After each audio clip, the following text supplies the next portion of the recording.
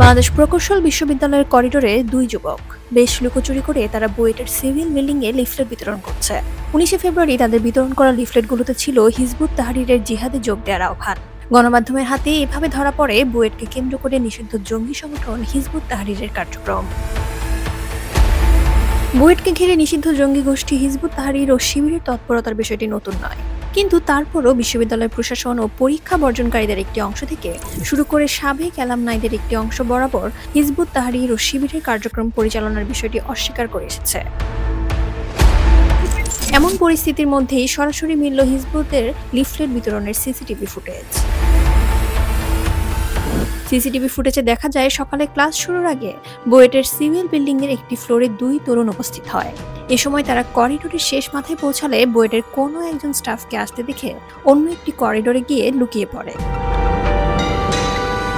পরবর্তীতে তাদের একজন যখন দেখেন সেই স্টাফ এই করিডোরে নেই, তখন দ্রুত তারা সিভিল বিল্ডিং এর করিডোরের শেষ মাথায় চলে যায় এবং সেখানে ক্লাসরুমগুলোতে তাদের ব্যাগে থাকা লিফলেট বিতরণ করতে করতে আবারও পূর্ববর্তী করিডোরে ফেরত আসে এবং সেখানে থাকা ক্লাসরুমগুলোতেও লিফলেট বিতরণ করে।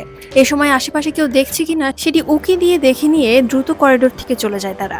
এ সময়ও তাদের ব্যাগে ছিল আরও লিফলেট।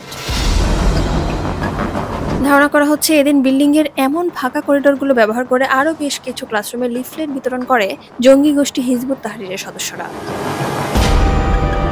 মার্চ মাসে হিজবুত তাহরির বুয়েট শিক্ষার্থীদের একাডেমিক মেইল অ্যাড্রেসে জঙ্গি, মৌলবাদী ও জিহাদি বার্তা প্রেরণ করে। সেখানে বুয়েটের সাধারণ শিক্ষার্থীদের হিজবুত তাহরিরের সঙ্গে জিহাদে যোগ দেওয়ার আহ্বান জানানো হয়।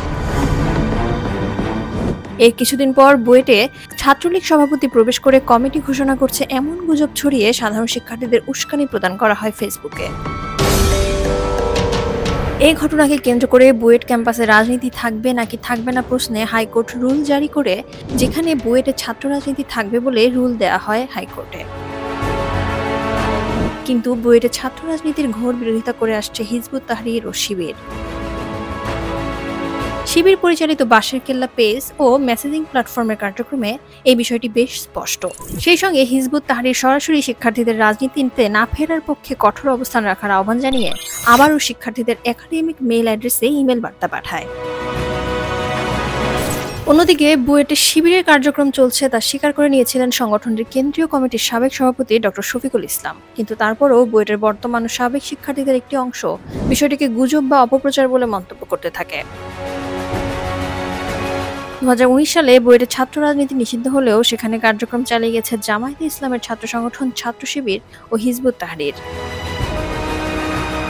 পরীক্ষা বর্জনকারীদের পক্ষ থেকে শুরুর দিকে বুয়েটে জামায়াতে ইসলামের ছাত্র সংগঠন শিবির ও নিষিদ্ধ জঙ্গি সংগঠন হিজবুত তাহরিরের কার্যক্রম নিয়ে কোনো আপত্তির কথা জানানো হয়নি। পরে গণমাধ্যমে চাপে পড়ে তারা এই বিষয়টি নিয়েও মুখ খুলতে বাধ্য হয়। তবে তাদের পক্ষ থেকে সামাজিক যোগাযোগ মাধ্যমে এই দুই সংগঠনের কর্মকাণ্ডের বিরুদ্ধে তেমন তৎপরতা চোখে পড়েনি। এরই মধ্যে বুয়েটে ছাত্র রাজনীতি নিষিদ্ধের সঙ্গে একাত্মতা ঘোষণা করে প্রতিষ্ঠানটি শিক্ষার্থীদের ইমেল দিয়েছে নিষিদ্ধ উগ্রবাদী জঙ্গি সংগঠন হিজবুত তাহরির। শিক্ষার্থীদের মেইলে একাধিকবার উগ্রবাদী বার্তা ও রাজনীতি বন্ধের বার্তা দিয়ে মেইল করার পর এবার নিজেদের ফেসবুক পেজের একটি ভিডিওর কিউআর কোড স্টিকার আকারে ছাপিয়ে পলাশীর মোড় থেকে শুরু করে বিভিন্ন স্থানে ছড়িয়ে দিচ্ছে উগ্রবাদী গোষ্ঠীটি।